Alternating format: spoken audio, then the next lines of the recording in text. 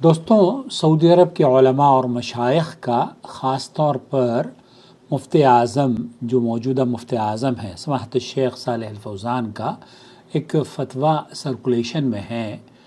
اور اس پر بہت سارے لوگوں نے تنقیدی الفاظ بھی چسپاں کیے ہوئے ہیں۔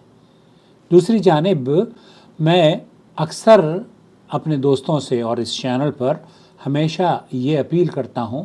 کہ آپ تعصب سے کام نہ لیں بلکہ اپنے منہج کو قرآن و سنت کی تعلیمات کے مطابق سمجھنے کی کوشش کریں۔ وہ دین جس دین کو اللہ رب العالمین نے نبی کریم صلی اللہ علیہ وسلم پر نازل فرمایا وہ کیا ہے؟ قرآن اور احادیث کی شکل میں ہے، اور وہی شکل صحابہ نے بھی اختیار کری۔ اس کے بعد اللہ کے رسول صلی اللہ علیہ وسلم کے بعد تابعین، تبع تابعین، ائمہ اور محدثین نے اسی منہج کو اپنایا، اور وہی منہج آج بھی سعودی عرب کے علماء اور مشائخ اور اہل حدیث علماء نے پکڑا ہوا ہے اور اسی پر قائم ہیں کہ قرآن و سنت پر عمل کریں، اندھی تقلید، مذہبی تعصب، فقہی اختلافات میں اپنے اعمال کو ضائع نہ کریں۔ سماحت الشیخ صالح الفوزان سعودی عرب کے بڑے علماء میں ان کا شمار ہوتا ہے اور موجودہ دور میں علماء کی سرپرستی فرمانے والے یہاں کی فتویٰ کمیٹی کے چیئرمین ہیں، اور انہوں نے جو فتویٰ ہمیں ایک سوشل میڈیا پر گشت کر رہا ہے اس کا ترجمہ میں آپ کی خدمت میں پیش کرنے کی سعادت حاصل کر رہا ہوں، اس امید پر کہ اندھی تقلید سے بچتے ہوئے کسی خاص مکتب فکر کو اپنے لیے منتخب نہ کرتے ہوئے قرآن و سنت پر عمل کرنا آپ اور ہم اولین یا پرائرٹی اس کو سمجھیں گے۔ یہ خالد ہمارے ایک دوست ہیں خادم حسین پردیسی، انہوں نے یہ ویڈیو بھیجی ہے۔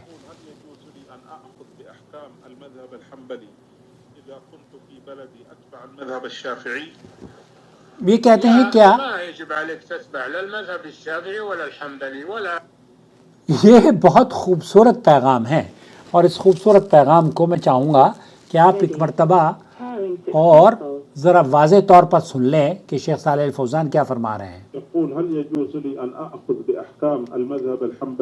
کیا میرے لیے جائز ہے کہ میں فقہ حنبلی کی تقلید کروں جبکہ میں اپنے ملک میں فقہ شافعی کی تقلید کرتا ہوں؟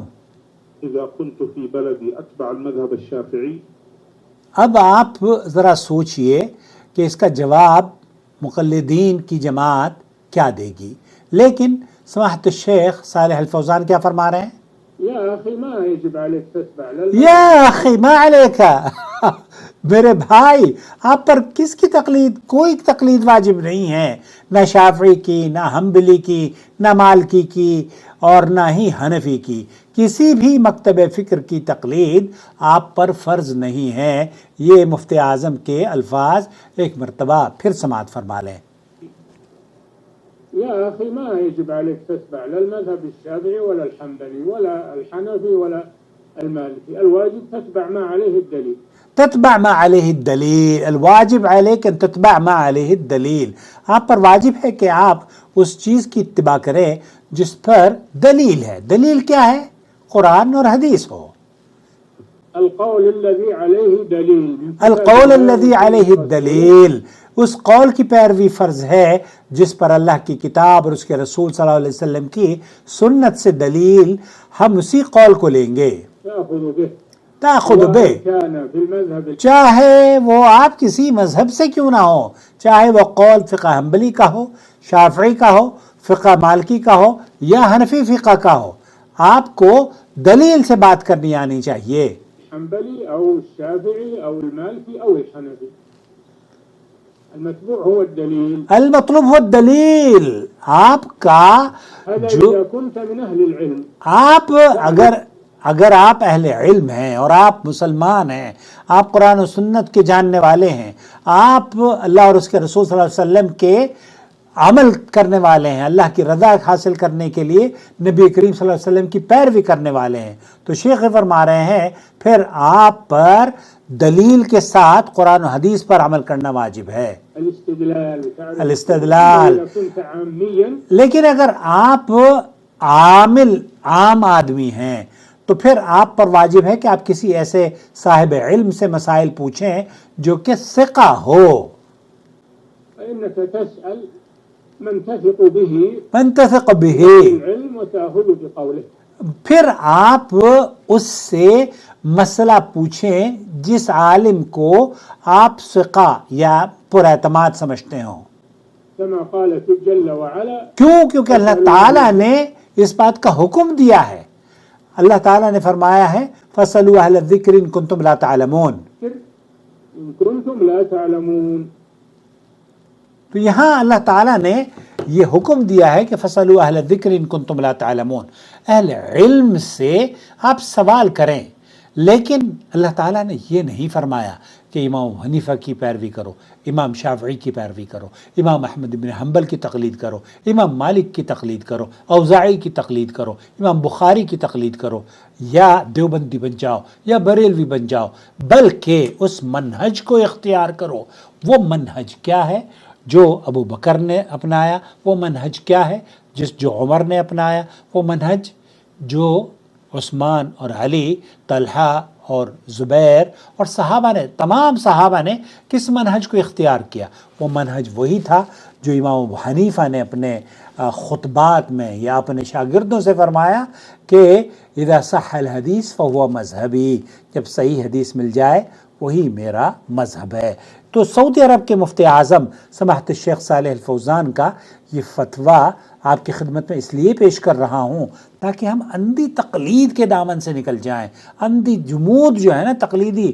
وہ آپ اگر باہر نکلیں گے تب آپ کو قرآن و سنت کی فضا سانس لینے میں بھی آسانی ہوگی۔ قرآن و سنت کی جو فضا ہے نا اس میں آپ جئیں گے تو اللہ کا تقرب بھی حاصل کر پائیں گے، لیکن اگر آپ اس فضا میں جئیں گے کہ جناب میں تو دیوبندی ہوں،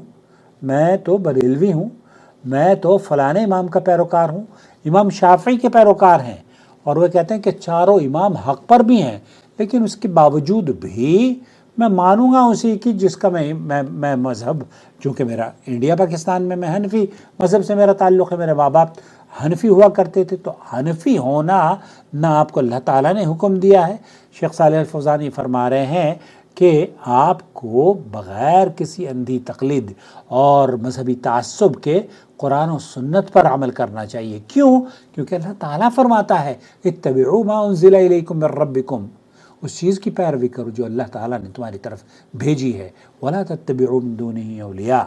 اس چیز کی پیروی مت کرو ادھر ادھر کے بزرگوں کی، باباؤں کی، پیروں کی، فقیروں کی۔ اللہ تعالیٰ ہمیں قرآن و سنت پر عمل کرنے والا بنا دے، آمین یا رب العالمین۔ والسلام علیکم ورحمۃ اللہ وبرکاتہ۔ یہ سماحت الشیخ صالح الفوزان کا فتویٰ ہے جو کہ آپ نے حرم مکی میں بیٹھ کر اپنے دروس میں، جو مفتی اعظم ہیں موجودہ دور کے، سن 2026، اللہ تعالیٰ ان کی لمبی عمر، اطاعت اور فرمانبرداری کی انہیں عطا فرمائے، آمین یا رب العالمین۔ اور حکومت سعودی عرب اور یہاں کے باشندوں کو امن اور سلامتی کا جو منظر ہم دیکھتے ہیں، اللہ تعالیٰ اسے قائم اور دائم رکھے، اور حاسدوں کے حسد اور بری نظر سے اس ملک کی حفاظت فرمائے، اور ظالموں کے ظلم سے اے اللہ اس ملک کو اور اس ملک کے باشندوں کو، تمام پوری دنیا کے مسلمانوں کو ظالموں سے محفوظ فرما لے، ظلم کرنے والوں سے بچا لے، آمین یا رب العالمین۔